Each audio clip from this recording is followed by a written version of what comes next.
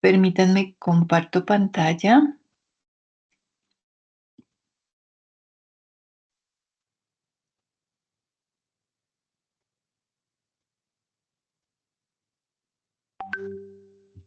Quiero que comencemos hoy haciendo un recuento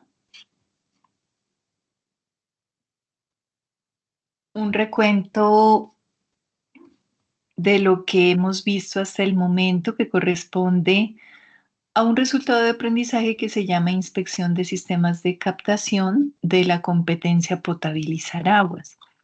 ¿Qué es lo que hemos visto hasta el momento? Hemos identificado conceptos de cuencas hidrográficas que nos han permitido, entre otras cosas, identificar a cuál cuenca pertenecemos. Si ustedes recuerdan el concepto, una cuenca es todo ese territorio asociado a una vertiente hídrica. Una vertiente hídrica principal que va a tener obviamente muchísimos afluentes y afluentes.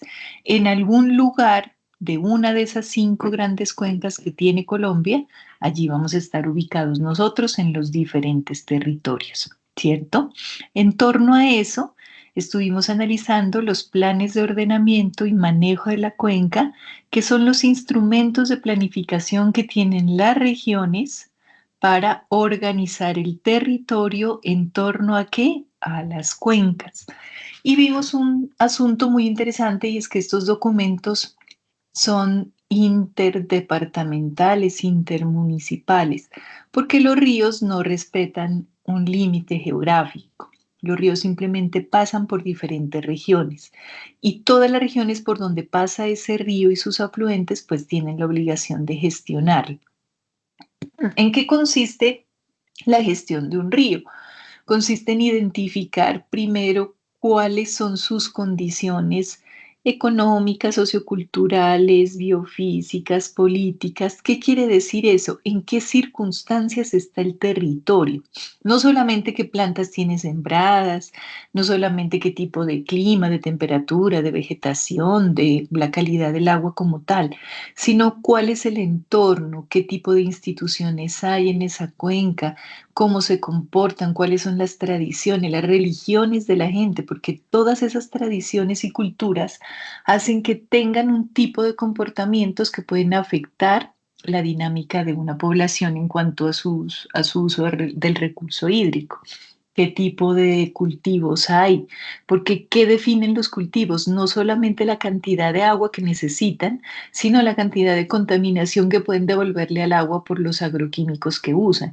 Entonces es mucha información que está en torno a esa fuente hídrica, que es la que se necesita gestionar, y vimos que todo eso lo podemos encontrar.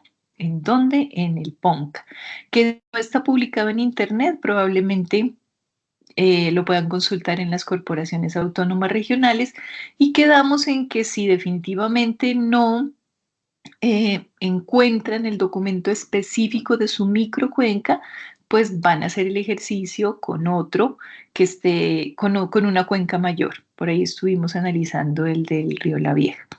También estuvimos analizando normativa, especialmente el Reglamento Técnico de Agua Potable RAS, que como recordarán comenzamos en el 2000 con RAS 2000, luego RAS 2017 y ya vamos en el RAS 2021. Y la conclusión general del RAS, ¿qué fue? Que RAS 2000 sigue, pues ya se derogó por el RAS 2017. Sin embargo, alguna de la información contenida en algunos de los títulos que todavía no ha sido tocada o modificada por los otros dos RAS, todavía sigue siendo vigente, pero es información muy específica de algunos de los títulos. El resto se consulta en RAS 2017 y RAS 2021, que ha modificado algunos de los artículos de RAS 2017, no todos. Entonces, ¿qué es Reglamento Técnico de Agua Potable? Pues es prácticamente la Biblia para quienes trabajamos en el sector de saneamiento básico, agua potable y agua residual. Después de ese contexto en cuanto a territorio, Estuvimos viendo sistemas de unidades, sistemas de conversión de unidades, cómo convertir las unidades más principales que vamos a usar en el curso. Estuvimos viendo algunos conceptos muy básicos de presión y energía, porque este tema de la ecuación de Bernoulli y de las cabezas piezométricas y el principio de continuidad lo vamos a ver muy ampliamente en tercer trimestre. Entonces, ¿qué fue lo que rescatamos y aprendimos de esta parte? El cálculo de caudales volumétricos, que es el ejercicio que hicieron o están haciendo algunos con la ducha de la casa, y el cálculo de caudales por la fórmula velocidad por área transversal, pudiendo ser el área transversal un área regular de un canal, ya sea rectangular, trapezoidal, triangular, circular, pero un canal que ustedes puedan medirle con 1 metro el ancho y la altura del agua, o puede ser un río. Y para un río vimos que existen diferentes técnicas para cuadrangular o triangular el área transversal y poder definir pequeñas áreas que luego se suman para encontrarla de la manera más exacta posible. Esos dos tipos de cálculo de caudal es lo que me interesa en este momento que quede muy claro. La clase pasada estuvimos viendo algunos videos sobre los molinetes y otros equipos que se pueden utilizar para la medición de caudales en planta como equipos. Pero recuerden, cálculos, volumétrico y el método de velocidad por área transversal. Tenemos también un ejercicio con el cálculo de velocidad por el método de em, ¿dónde está? Déjenme lo miro. Por el método de flotador. ¿Por qué estamos habiendo tantos sistemas y tantos equipos actuales y tanta tecnología para medir de una vez el caudal? ¿Por qué estamos aprendiendo esto? Porque en ocasiones la tecnología no está disponible o se daña en el momento, o se descargan las pilas o pasa alguna cosa y ustedes como tecnólogos del SENA no se me pueden varar. Entonces ya están en el sitio, saben que tienen otras herramientas para poder para poder hacer cálculos de la manera más, este método flotador sabemos que no es el más exacto, pero es una muy buena aproximación. Entonces ya saben que son herramientas que ustedes tienen y que los hacen distintos al resto de las personas y al resto de los profesionales. O sea, ustedes saben alternativas, que es lo interesante.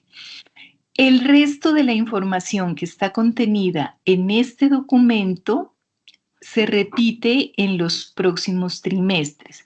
Entonces, la vamos a dejar quieta para retomarla en los próximos trimestres. Por ejemplo, todas las etapas, desde el pretratamiento hasta la desinfección del agua, todas las operaciones unitarias, lo vemos en quinto trimestre. Muestreo y medición, todo el próximo trimestre. El segundo, vamos a estar viendo pormenores de los procedimientos de muestreo en agua potable, en agua residual, en puntos fijos, en ríos. Entonces, esto, obviamente, para quien lo quiera ir leyendo, está disponible, pero en este momento no lo vamos a tocar, no lo vamos a evaluar. Eso es lo que contiene este documento y me interesa, entremos por acá, Sajuna, recordarles por dónde deben subir la evidencia. Recuerden que Sofía ya está funcionando, entonces los documentos se deben subir a la plataforma para que queden registrados y para que la calificación pues vaya quedando allí en su carpeta de aprendizaje.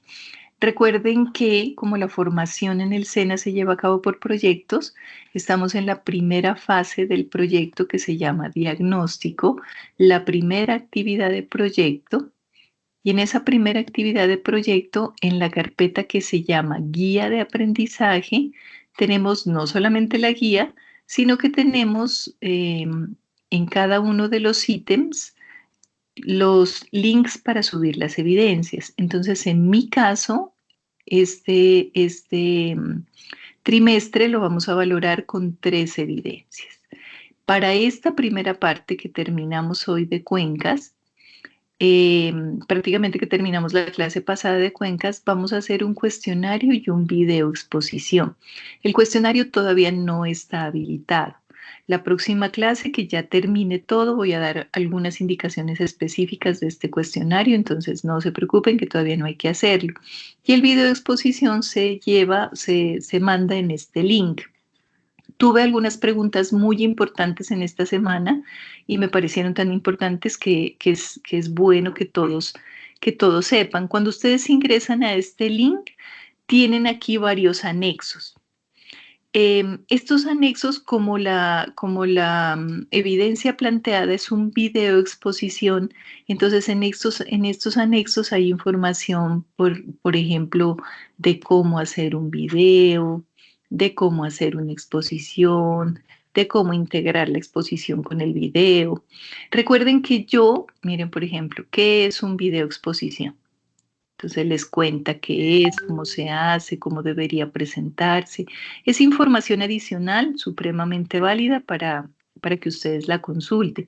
Yo les estoy dando la oportunidad de presentar ya sea un video exposición o un video o una exposición. En este primer trimestre no voy a valorar la forma en la que lo entregan. No se preocupen que con el tiempo vamos a ir pidiendo formatos y presentaciones específicas, pero en este momento a mí lo que me interesa es valorar qué aprendieron y qué saben. Entonces, esta información igual sirve porque les va contando a ustedes cómo se hacen las cosas, ¿cierto? Por ejemplo, es estrategia de aprendizaje, salida de campo. ¿Qué les comenté también respecto a la salida de campo? Los que tengan la oportunidad de hacer el video exposición o la evidencia planteada en campo, fabuloso. ¿Por qué? Pues porque van a tener la oportunidad de hacerlo en vivo y eso va a hacer que su aprendizaje se quede de verdad con el recuerdo de la salida. Pero quienes definitivamente por alguna circunstancia no puedan hacer la evidencia directamente en campo, pues la hacen consultando de internet, suponiendo unos datos y haciéndome los cálculos. O sea, lo importante es que ustedes logren evidenciarme que entendieron cómo calcular un caudal volumétrico, que entendieron cómo calcular un caudal con velocidad por área transversal, siendo la velocidad el resultado de un proceso de flotador. Ese es el asunto. Este instrumento de evaluación, recuerden que no es el que estamos usando, es el que yo les pasé. Ya se los voy a subir aquí para que lo tengan a la mano, pero en el comienzo, en la primera clase, yo les contaba que cada uno de nosotros los instructores tenemos potestad de hacer algunos cambios en las evidencias para hacerlos más pertinentes. Entonces, este instrumento de evaluación no es el que yo estoy usando, sino el que les pasé. Aquí en este punto es donde ustedes, vean, ya tengo uno enviado para calificar. No me sale a mí la misma interfaz porque yo soy la profe, pero a ustedes les va a salir el link para que puedan subir el video. Obviamente subir el video de pronto va a ser complejo porque la plataforma no soporta muchos datos. Entonces lo suben a YouTube o lo suben a un Drive y me pasan el link. Si es una presentación, pues suben la presentación, no hay ningún problema. Si tienen alguna inquietud respecto a cómo y por dónde subir las evidencias, me van contando. Acuérdense que encuentran en dónde esos links en la carpeta que dice guía de aprendizaje. Y en estos ítems que dicen técnica, competencias técnicas Olga Lucía, en el primero va a estar el primer resultado de aprendizaje, que es el cuestionario y el video, y en el segundo va a estar el cuestionario de esta última parte que vamos a empezar a ver hoy, que habla sobre desarrollo sostenible y sobre educación ambiental, que es donde quiero ir en este momento. ¿Hay alguna inquietud respecto a cómo subir y cómo hacer con el... Ay, qué bueno, ya me han llegado más chicos. ¿Cómo subir las evidencias? ¿Dónde subirlas? ¿Eso está claro, muchachos y niñas?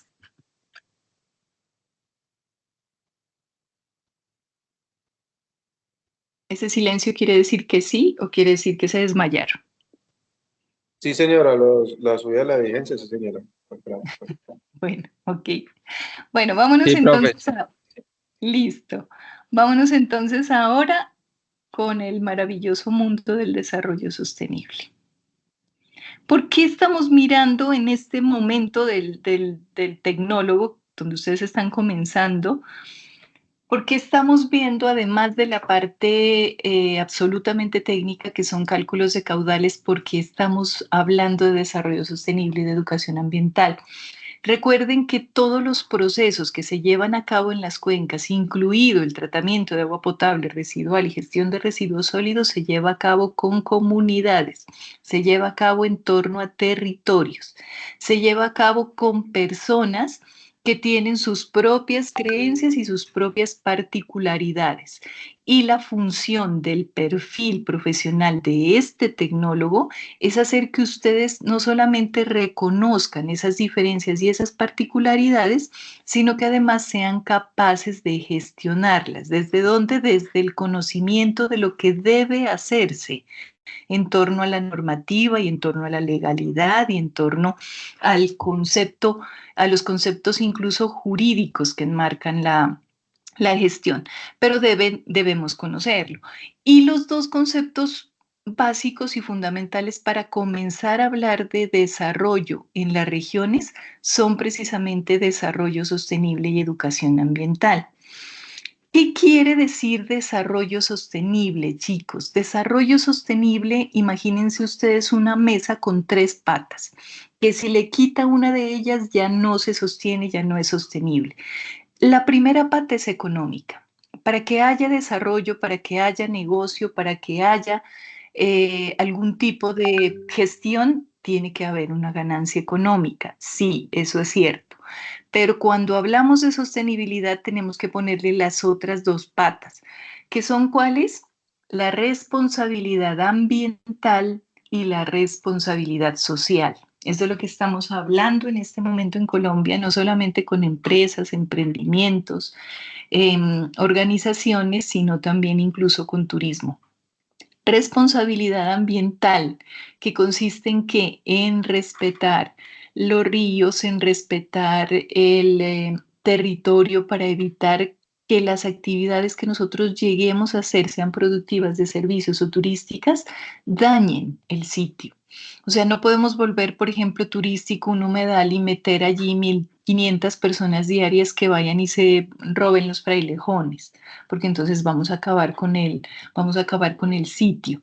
Entonces, esa es una exageración, pero se trata de eso. Se trata del respeto por las circunstancias ambientales, por no contaminar el agua, porque si usted tiene un hotel, porque si usted tiene una fábrica, haga el tratamiento adecuado de sus aguas residuales, no solamente porque lo van a multar, sino porque va a contaminar el río que después le va a generar malos olores a su mismo entorno.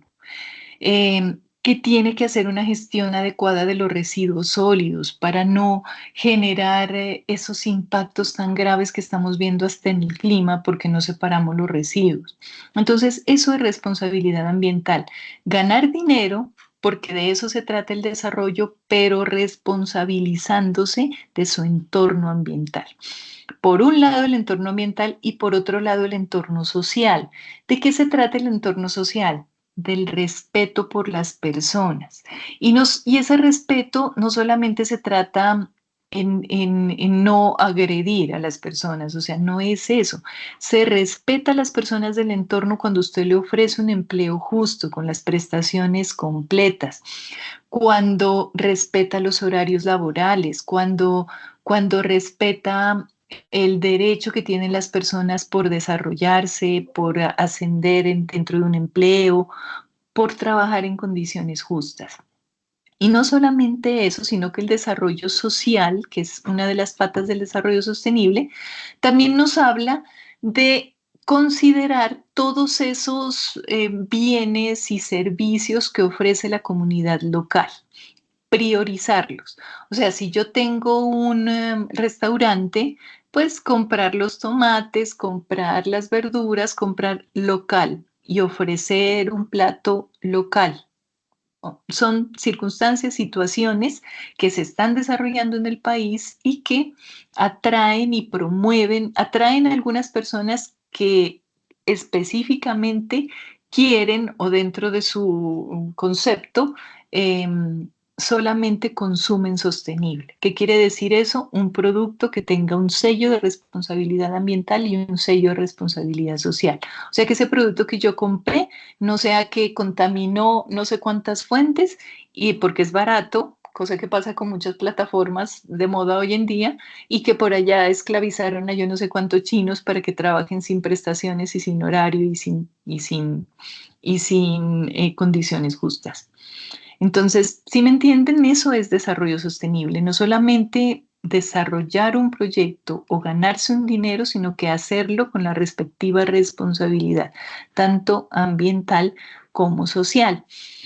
El Ministerio de Medio Ambiente le ha dado otra connotación, además de esta, al desarrollo sostenible y nos dice que el desarrollo sostenible también es pensar que este entorno del cual en este momento nosotros somos partícipes y gozamos de estas condiciones dependiendo pues de las diferentes regiones donde ustedes son. En Colombia tenemos muchas zonas muy lindas donde todavía podemos respirar aire puro, donde podemos salir a caminar en un entorno de aves, de animales exóticos. Nuestro país es privilegiado. Entonces Ministerio dice, es, es pretender que estas condiciones bonitas, ambientales, sociales, económicas de las que gozamos en este momento sean posibles para las generaciones futuras. O sea, usted no puede destruir el territorio en este momento porque ¿qué le va a dejar a sus hijos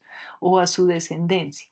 Claro que eso va en doble camino, ¿no? No solamente es trabajar por el mundo que le van a dejar a sus hijos, sino también ver qué hijos le va a dejar este mundo. Esto funciona de lado y lado. Pero bueno, de eso se trata el desarrollo sostenible. Entonces, hay unas relaciones que hay que estudiar, comunidad con el medio ambiente, identificar los tipos de comunidades que hay en el entorno, por ejemplo, el respeto por la cultura indígena, la valorización de sus artesanías, de sus costumbres, el respeto por sus territorios. Actividades de educación ambiental. Bueno, eso en cuanto a desarrollo sostenible, ya vamos a ver con más calma la educación ambiental, pero también tiene un fortalecimiento que se ha ido dando en el país a medida que hemos ido trabajando más en el concepto de desarrollo sostenible. También ha ido de la mano el fortalecimiento de todos estos conceptos con la educación ambiental, que ya no es solamente como un privilegio para las personas que nos ha interesado y hemos estudiado el asunto, sino que en este momento, desde los pequeñitos de preescolar, tienen la obligación los colegios de generar una serie de planes y programas de educación para sensibilizarlos desde muy chiquitos en torno a las buenas prácticas de educación ambiental. Por ejemplo, el simple hecho de pronto a muchos de ustedes hoy en el colegio les dijeron que el agua era un recurso natural renovable. En este momento ya no. El agua no es un recurso natural renovable solo, que solito se vaya. Sí, el ciclo del agua es maravilloso y ella sola se descontamina, pero si la seguimos contaminando a esta velocidad y con esta cantidad de tóxicos, ella ya no va a ser renovable. Entonces, en este momento no podemos decirle a los niños que el agua es renovable y que podemos hacer lo que sea con ella. Por acá la plataforma nos trae el concepto de desarrollo sostenible dado por ministerio. Entonces, pongámosle cuidado a este video, por favor. Si de pronto alguien tiene alguna pregunta o alguna cosa, abre el micrófono y me interrumpe porque desde acá no puedo ver las manitos levantadas.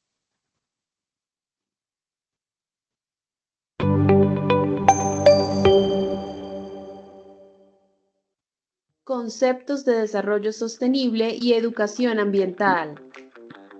Cuando se trabaja con personas, bien sea en una comunidad o con individuos que laboran dentro de una organización, se hace relevante iniciar la discusión ambiental. promoviendo dos estrategias que son muy importantes, el desarrollo sostenible y la educación ambiental. Entonces, ¿qué es desarrollo sostenible? Existen muchas definiciones de sostenibilidad y por ende de desarrollo sostenible. La más conocida de todas es la de la Comisión Brundtland, que hace 2 décadas puso a circular el concepto, afirmando que el desarrollo sostenible es aquel que permite satisfacer sus necesidades a las generaciones presentes sin afectar el derecho de las próximas generaciones a satisfacer sus propias necesidades. Ministerio de Ambiente, Vivienda, Desarrollo Territorial, MABDT 2006, página 23. En esta definición hay dos elementos importantes: el vínculo entre sostenibilidad, desarrollo y satisfacción de necesidades humanas, y la responsabilidad de las generaciones presentes con las del futuro. Sin embargo, la definición se queda corta si tenemos en cuenta los diversos procesos humanos que se dan dentro de un mismo territorio. Cuando referenciamos al territorio, no hablamos exclusivamente del espacio físico, sino también de las interrelaciones tangibles e intangibles desarrolladas en los ámbitos social, cultural y natural. Por lo tanto, si ampliamos el término sostenibilidad, podríamos decir, según el MABDT 2006, que es la capacidad de un sistema o proceso, sistema, comunidad, ambiente, para cumplir el objetivo o propósito colectivo de las interacciones entre sus elementos o actores, para transformarse o evolucionar sin poner en peligro las bases o fundamentos de los que dependen la permanencia en el largo plazo de ese sistema o proceso. Ahora bien, ¿qué es educación ambiental? Bueno, antes de pasar a educación ambiental, quedó claro el concepto, ¿cierto? No solamente debemos ver la palabra desarrollo sostenible como tal, como la mesita con las tres patas, ambiental, social, económico, sino también analizar qué podemos hacer en este momento para que las generaciones futuras puedan seguir gozando de lo que tenemos. O sea, desarrollarnos está bien, pero sin acabar con las posibilidades de las personas que vienen después. Entonces, ojo con eso. Otra cosa que se me está pasando decirles y que es muy importante, que no me han preguntado, es la diferencia entre desarrollo sostenible y desarrollo sustentable. Resulta que no hay diferencia. En algunos momentos, en alguna normativa, en algunos documentos, en algunas conferencias, van a encontrar la palabra desarrollo sostenible o la van a encontrar como desarrollo sustentable. ¿Cuál fue el asunto? El asunto fue de traducción, pero no de concepto. Entonces, llámenlo desarrollo sostenible o llámenlo desarrollo sustentable, como quieran, pero estamos hablando de lo mismo. Ojo con eso.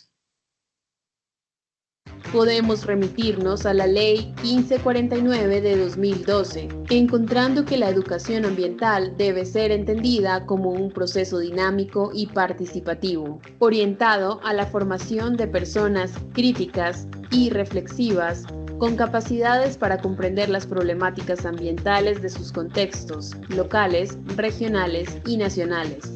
Esta educación también busca que los individuos participen activamente en la construcción de apuestas integrales, técnicas, políticas, pedagógicas y otras, que apunten a la transformación de su realidad en función del propósito de construcción de sociedades ambientalmente sustentables y socialmente justas. Sin embargo, algo que debemos recordar es que la educación ambiental, como estrategia para convivir armónicamente con el territorio del cual somos parte, no puede dirigirse de manera exclusiva a uno o a unos pocos actores y sectores sociales, sino que debe llegar de una u otra manera a los involucrados directa e indirectamente del proceso educativo con estrategias de comunicación asertiva e inclusiva, convirtiéndolos en protagonistas de las acciones a implementar en los territorios.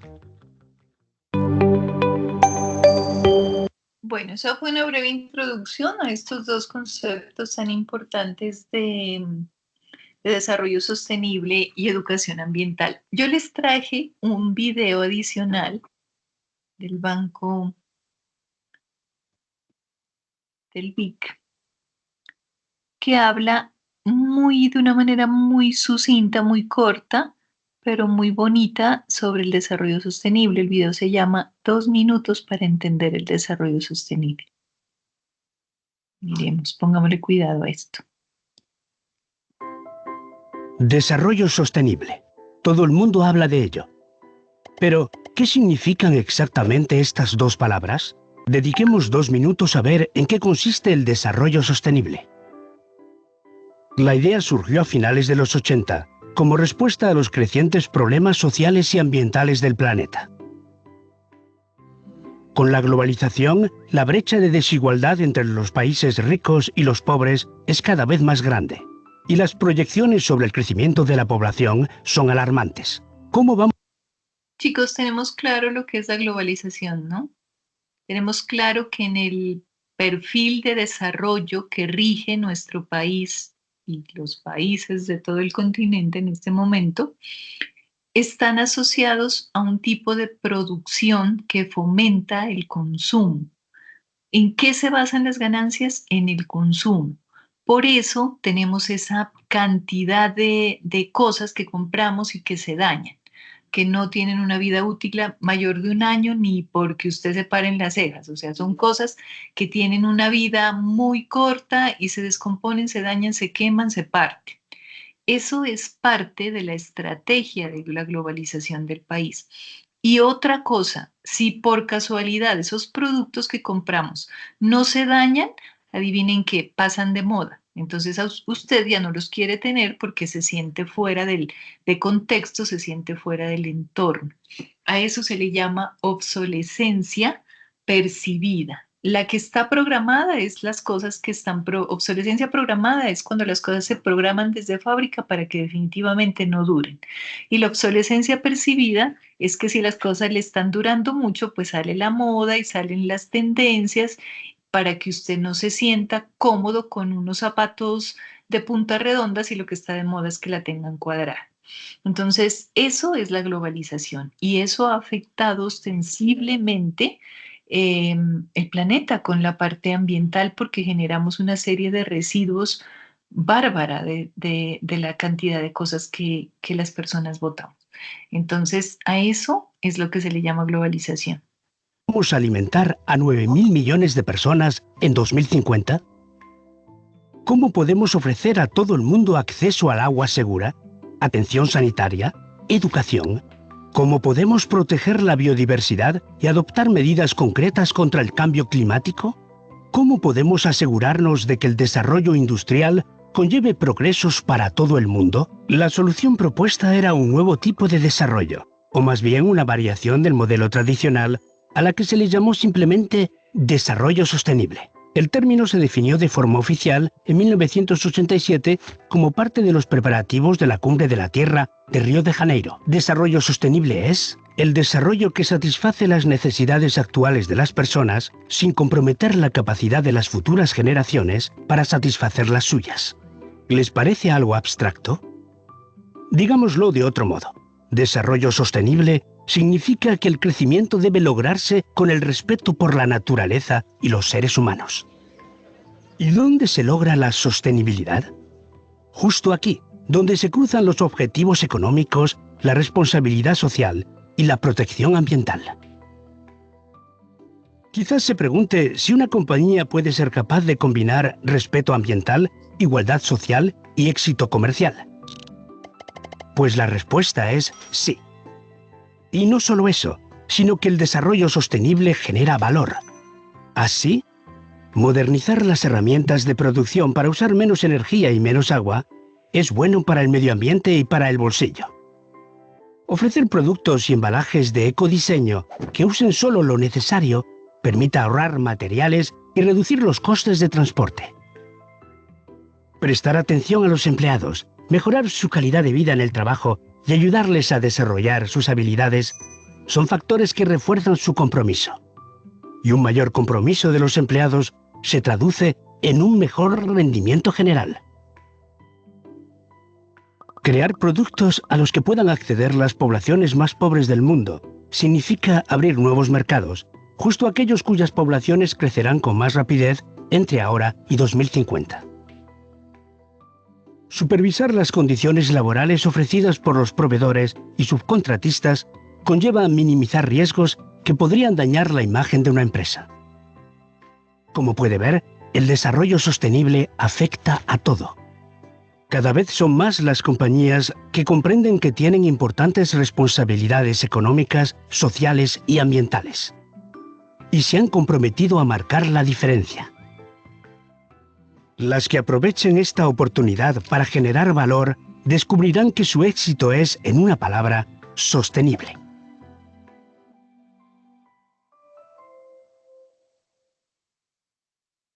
Bueno, este video nos mostraba de una forma sumamente clara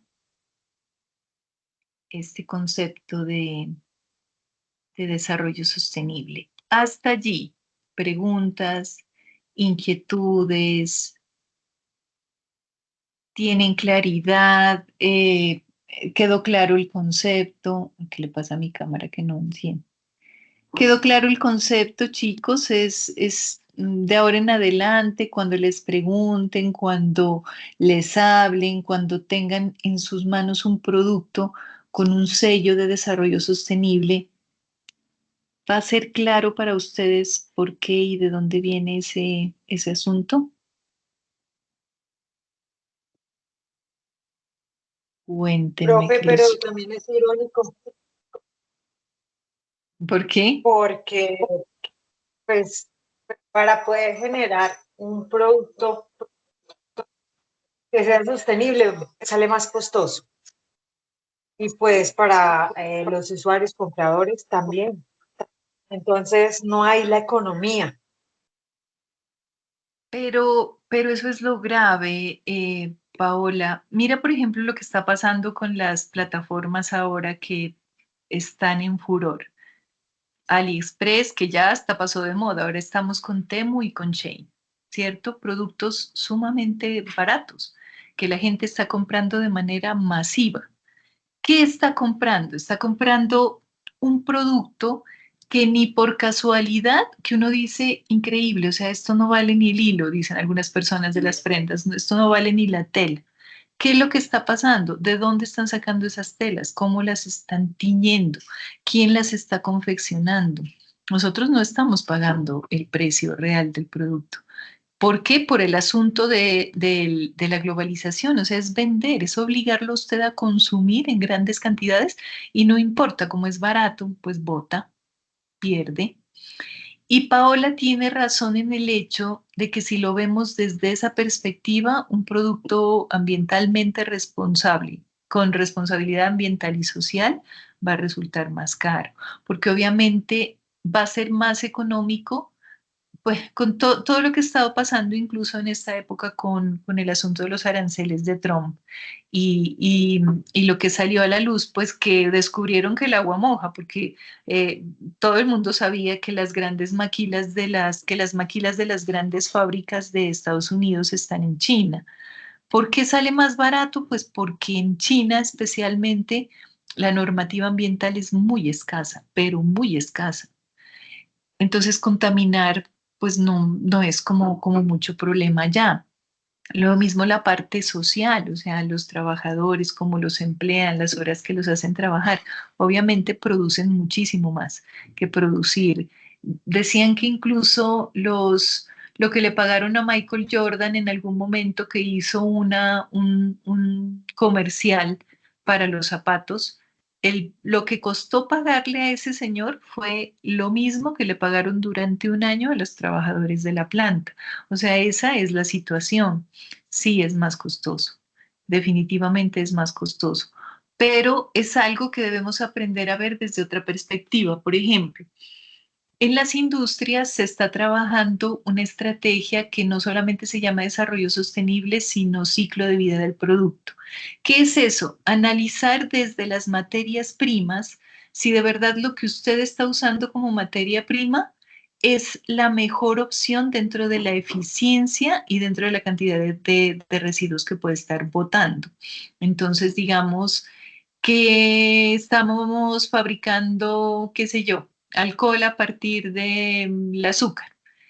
y resulta que hay algún tipo de melaza o hay algún tipo de otra materia prima que le genere mejor rendimiento y menos residuos. Entonces el análisis desde la materia prima hasta lo que usted puede estar botando. Por ejemplo, una empresa acá cerca en Pereira, en Dos Quebradas, una curtiembre, que era de, las curtiembres son de las empresas más perseguidas, pues justo por la corporación, por la cantidad de residuos químicos que botan al río o a los ríos cuando lo hacían, pues ahora ya están reguladas.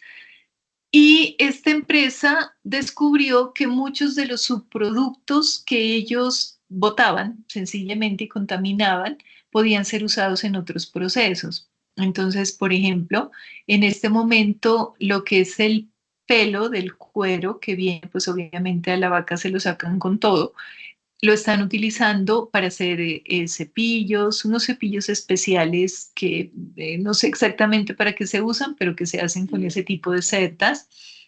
Y esa grasita que queda ahí pegada a la piel, esa grasita, por ejemplo, es la que usan como materia prima para hacer los juguetes de los perritos, de las mascotas, esos huesos, esas galletas, esas cosas que uno compra para los, para los animalitos, son hechos a base de ese tipo de productos. Entonces, es buscar la forma. Además que si usted cambia el sistema eléctrico por un sistema solar, pues va a reducir su factura de energía, va a reducir, si hace un uso eficiente del agua, controla las fugas, eh, optimiza el proceso para no gastarse tanta agua, va a tener una reducción en el consumo. Es aprender a ver las cosas desde otra perspectiva, porque si las seguimos viendo como se ve desde el punto de vista de comercio, es exactamente lo que nos dice Paola. Sí, es más caro. Definitivamente va a ser más caro. Va a ser más caro el producto de una empresa que le paga a sus trabajadores todas las prestaciones y que los tiene contratados, porque es que vemos grandes empresas que esa contratación es por horas, que esa contratación es sin prestaciones, que entonces, No, claro, Baby, dime, nosotros, Paula, ¿cómo? los contratos que nos da el Estado, los que trabajamos en entidades públicas, pues uno se da cuenta que no aplican la ley desde la cabeza. Sí, señora, desafortunadamente es así. Entonces, pero bueno, por ejemplo, en algunos sectores se está impulsando de una manera muy interesante. ¿En qué me ha tocado verlo a mí muy directamente porque trabajo en ello? Es en turismo. En este momento, el turismo que se está como fortaleciendo desde el exterior, ya no es ese turismo depredador del paseo de finca que todo el mundo se iba a beber y a dejar basura ya, o se iba al río y dejaba todo hecho una nada, sino que lo que se está promoviendo es precisamente ese turismo cultural donde una persona del extranjero venga a una región de nuestro país a ver lo que esa región produce. Entonces, que si vinieron al eje cafetero, pues tengan la oportunidad de tener la experiencia del café y del cacao, que tengan la experiencia de comprar un producto hecho por nuestros artesanos, que si van a Popayán, por allá en el Timbío, esa ruta fabulosa que tienen, la ruta de la seda. ¿Ustedes sabían que Timbío en el Cauca tiene establecido una empresa que es la ruta de la seda, donde cultivan desde la morera, que es la planta que come el gusanito de seda, hasta la exportación, porque muchos productos no los conocemos aquí, es porque se van del país? Es una empresa cero emisiones, donde aprendieron las artesanas, que son por lo general mujeres y cabezas de familia, a generar productos que ya no es solamente la pañoleta o la blusa de seda espectacular, sino utilizar todos esos restos de tejido que quedaban dentro de los telares con diseño para generar unas prendas que son como seda con otro tipo de texturas, que ha sido un éxito y exportan una cantidad de cosas que a veces nosotros aquí en el mismo país sí no conocemos. La cestería que hay en Cauca, que hay en Valle, tantas cosas que tiene nuestro territorio y que es importante mostrar desde el respeto de esa comunidad. O sea, en los hoteles, ofrecer productos que se compraron, que se cultivaron, que se están haciendo en la región. En esa parte ha tenido una muy buena entrada, la verdad, porque el turista, al menos el turista extranjero, está buscando eso. Entonces tenemos grandes propuestas en el país con certificación de sectores, polígonos en los territorios mm, certificados como turismo sostenible. Entonces, miren, desde 1983 que está el concepto y este es el momento en que no tenemos sostenibilidad en todos lados, pero ya, al menos lo que es ustedes, ya se metieron en este asunto, algunos ya tienen también experiencia y trabajan en el área, o sea, los que estamos en esta área, pues debemos ser conscientes que existe el concepto y que puede ser integrado a nuestras vidas y a nuestras compras y a nuestras, no sé, a nuestras experiencias. Bueno, eso en cuanto a desarrollo sostenible. Miremos entonces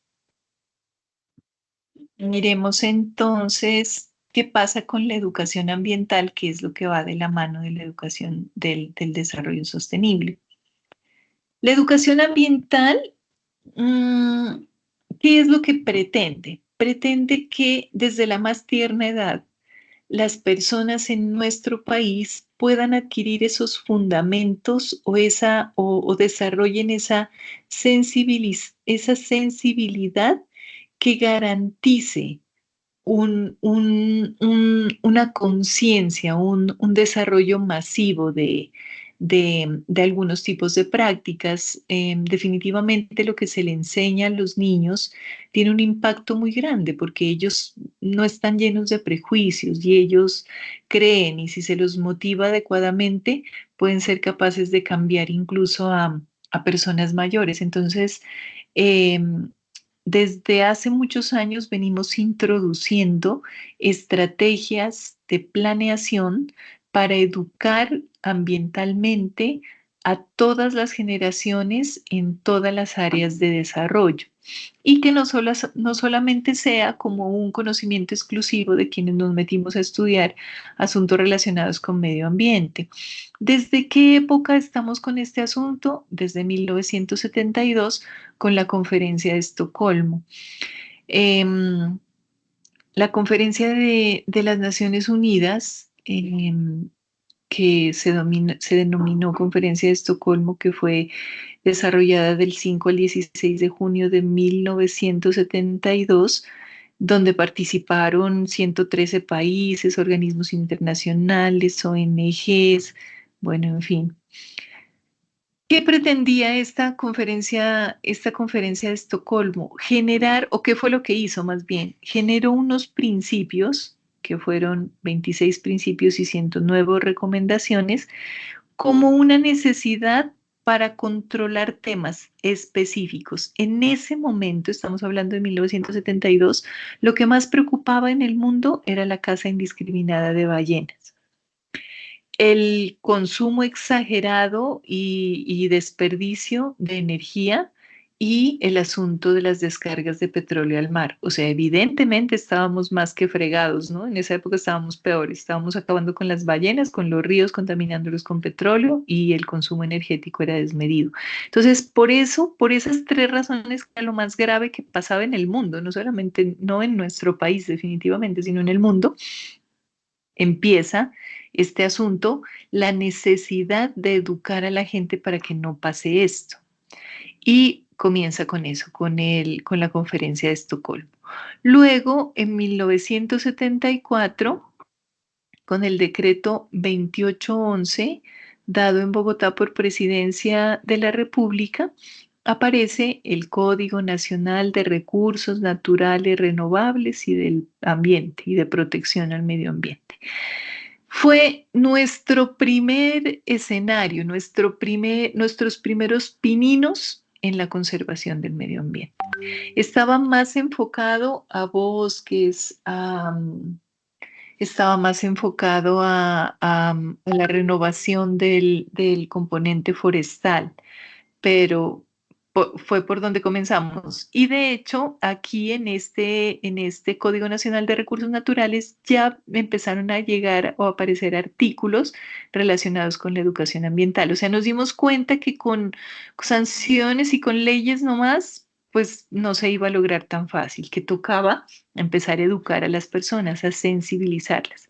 En 1975, con el Seminario de Belgrado, se abordaron ya temas muy específicos a la educación ambiental, lo que les digo, enfocado todo a que las personas adquieran conciencia, más que miedo, más que susto para una multa, más que es conciencia, es que desde el corazón a la gente le comience a nacer la necesidad de comportarse respecto al medio ambiente. Y se empezaron allí como a gestionar o a organizar lo que fueron los primeros programas de educación ambiental. En 1982 se desarrolla la conferencia de Nairobi y miren que esta ya está 10 años después de la conferencia de Estocolmo. Entonces pasaron 10 años y con la conferencia de Nairobi dijeron, bueno, ¿qué fue lo que pasó con Belgrado? ¿Eso en qué quedó? Todo lo que dijimos que íbamos a hacer, que los 26 principios y las 109 recomendaciones, ¿dónde quedaron? Entonces, en esta conferencia prácticamente se hace es como un balance de, en términos generales, cuáles fueron los resultados obtenidos en estos 10 años. Eso fue lo que se promulgó en esta conferencia, 10 años después de haber comenzado con el asunto. 1991 es una época muy importante para Colombia por nuestra constitución política colombiana, que tiene un cambio radicales tanto en el punto de vista social como en el punto de vista ambiental de lo que se venía manejando en el país. Y en esta constitución se especifica o se promulga la necesidad de tener contextos y de tener cátedras de educación ambiental. Estamos hablando de pininos todavía porque no estaba muy definido, solamente digamos que después de haber pasado que 10, con casi 20 años, fue que de lo que estaba pasando en el mundo, Colombia dijo, ups, estamos como atrasados, veamos a ver qué hacemos. Entonces comenzó el asunto como en Colombia a tener sentido. 1992, 20 años después de la cumbre de Estocolmo. Se celebra una convención en Río de Janeiro donde se vuelve a analizar la problemática ambiental, el aumento de la brecha económica entre ricos y pobres, y se empieza a fortalecer ese papel de la educación ambiental dentro de los territorios. O sea, todo esto es como ya ahora qué vamos a hacer, ¿cierto? En 1993, nuestra ley 99 del 93, que es como la madre de las leyes ambientales, expedida por el Congreso de la República, pues ya con esta ley se crea el Ministerio de Medio Ambiente, que ha tenido en nuestro país diferentes nombres: Ministerio de Ambiente y Desarrollo, Ministerio de Ambiente, Vivienda y Protección Social, Ministerio de Ambiente y Desarrollo Sostenible, que se llama ahora, Ministerio de Ambiente solo, Ministerio de Ambiente y Cultura. Bueno, eso ha tenido todo un desarrollo. Pero en todo caso se creó desde la ley 99 del 93 y se le dio unas funciones específicas articuladas con el Ministerio de Educación para que se unan y puedan generar unas cátedras específicas de medio ambiente. Pues la ley 99 del 93 también crea las corporaciones autónomas regionales y otros entes territoriales. Dentro de esta historia reglamentaria aparece la Ley 134 del 94, que define los mecanismos de participación ciudadana y establece protocolos para el trámite de estos mecanismos. Mecanismos de participación ciudadana entendemos como tutelas, como los derechos que tiene la comunidad, como la forma en que la comunidad tiene derecho a reclamar. En el 2002 ya aparece la Política Nacional de Educación Ambiental. ¿Qué es una política? Nosotros tenemos diferentes políticas en Colombia. Tenemos una política para tenemos políticas sociales, tenemos políticas de educación, tenemos políticas específicas que tratan de algún territorio. ¿Qué es una política como tal? Es un documento de gestión, vamos a ver esta que es la educación ambiental, Política Nacional de Educación Ambiental, que establece unos principios fundamentales y nos da como el marco de referencia de qué hacer en los territorios para poder cumplir con este mandato que ya se convierte como en un asunto pues más de tipo reglamentario. Entonces, ¿qué pretende la Política Nacional de Educación Ambiental? Formar a los individuos y los colectivos para la toma de decisiones responsables en el manejo y la gestión racional de los recursos en el marco del desarrollo sostenible. Ya estamos hablando de educación en el marco del desarrollo sostenible. Facilitar la comprensión de la naturaleza compleja del ambiente, ofreciendo los medios y herramientas para la construcción del conocimiento ambiental y la resolución de problemas ambientales y de aquellos ligados al manejo y a la gestión de los recursos. O sea, es enseñarle a la gente no solamente como la norma, no haga o haga esto de esta manera o de la otra, sino explicarle cómo su actividad o cómo la forma de hacer las cosas está contaminando, o está dañando, o está acabando y cómo hacerlo de otra manera. Generar en quien la recibe la capacidad para investigar, evaluar e identificar los problemas potenciales de sus entornos. Esto es una identificación de aspectos e impactos que le permita a las personas ser conscientes de cuál es la consecuencia de sus actos, prácticamente. Ofrecer herramientas para una reflexión crítica sobre los presupuestos epistemológicos y éticos que soportan el paradigma dominante del desarrollo con el fin de que a partir de esta reflexión se pueda construir un modelo social y ambientalmente saludable. Entonces, ¿de qué hablamos aquí? Que a partir de nuestra historia y de nuestro actuar ético, pues podamos construir esas actitudes que se requieren desde la industria, desde los procesos, desde los servicios para hacer actividades sustentables o sostenibles. Preparar a los individuos como colectivos para el saber, el diálogo, tener en cuenta la diversidad cultural y la equidad de género, contribuir en la construcción de la cultura participativa y sustentable. ¿Por qué estamos hablando de todo esto, chicos? ¿Por qué me dio hoy por mostrarles todo este asunto de la política ambiental? Porque dentro del quehacer de un tecnólogo en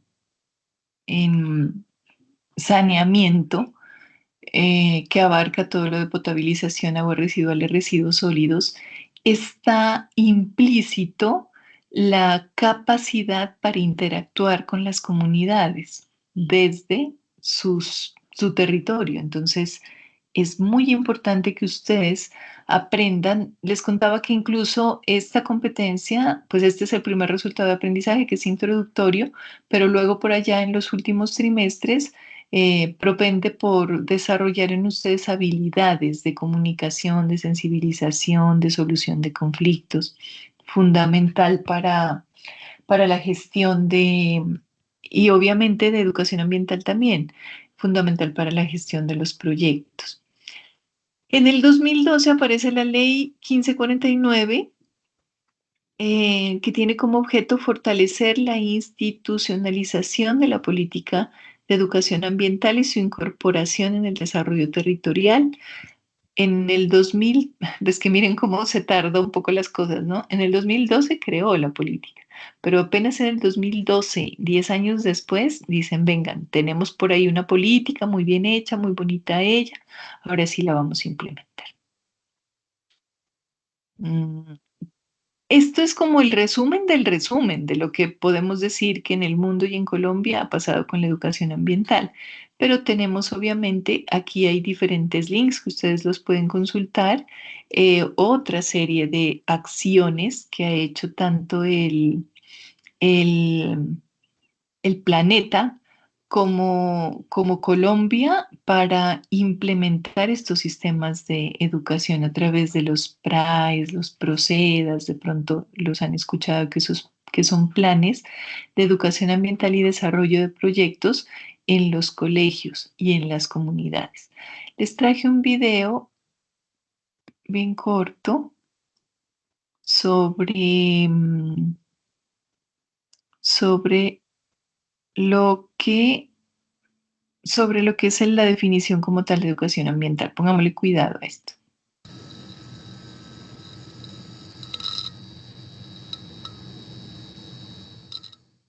La educación ambiental es un proceso permanente en el cual los individuos y las comunidades adquieren conciencia de su medio y aprenden los conocimientos, los valores, las destrezas, la experiencia y también la determinación que les capacite para actuar individual y colectivamente en la resolución de los problemas ambientales presentes y futuros. ¿El cambio climático sabéis lo que es? Cuando cambian las nubes al sol. Pues no, No. El cambio climático no es el cambio meteorológico, no. Pero bueno, como tampoco vamos a solucionar los gravísimos problemas ambientales por el mero hecho de colocar la lata en el contenedor correspondiente. Las cosas no son tan sencillas. De hecho, vivimos en un mundo muy, muy complejo. ¿Sí? Nosotros ahí en medio del mundo tan ignorantes. Y por eso es tan importante contar con herramientas que nos ayuden a interpretar mejor el mundo. Y la educación ambiental no deja de ser esto, una buena herramienta que nos permite entender mejor el mundo donde habitamos. Es como si a una persona muy miope, pero muy miope, le regalaran unas gafas muy bien graduadas. Unas gafas como estas. Mirad, mirad. ¡Wow!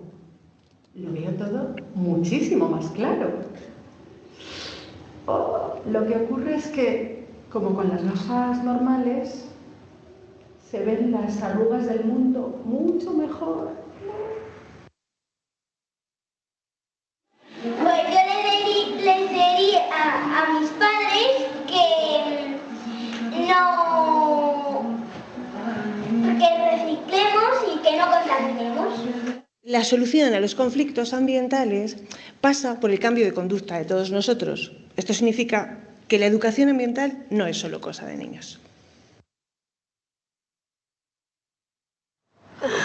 Pues a lo mejor crear una asignatura en los colegios que sea sobre la educación ambiental solo, ¿no? Una hora mínima a la semana. Es verdad, sí. Los seres humanos necesitamos una herramienta o una asignatura que puede ser de por vida, que nos ayude a comprender cómo esa relación que tenemos con la naturaleza tiene un impacto, unas consecuencias, una repercusión que va más allá del momento actual, ¿no? Que afecta al futuro. Ya en 2050 va a haber más plásticos que peces. Y los peces se lo tragan y entonces se mueren. Una ballena se enredó con una red y un delfín con lo que une las latas se le pegó en el hocico, entonces se murieron. La ballena casi. Entonces digo que la educación ambiental nos aporta un sentido crítico que nos va a transmitir a su vez un superpoder importante, pequeño pero importante, que es la visión de futuro. Visión de futuro que nos facilitará soluciones originales y efectivas ante los problemas que nos supone este modelo de desarrollo que tenemos ahora, que es de usar y tirar. Tampoco hay que contaminar con el coche. También podemos ir en bicicleta o andando. O en coche eléctrico. En nuestra vida diaria debemos mejorar nuestro comportamiento ambiental, utilizando con sensatez los recursos del hogar y mejorando nuestra movilidad. Lo primero que nosotros ya hemos conseguido, que va a venir el periódico y la radio a hablar con nosotras o a decir De la cantimplora y la fiambrera. Que estamos haciendo lo de la cantimplora y la fiambrera. Para que lo vea más gente y que lo pueda... Sí, para que lo hagan. Porque estamos repartiendo una idea para todos los colegios. La educación ambiental nos ayuda a cambiar nuestros hábitos personales, porque nos explica y nos muestra los problemas del medio ambiente. Solo de esta manera podremos cambiar nuestras conductas sociales. El camino es siempre el mismo, de lo personal a lo social y de lo social a lo global.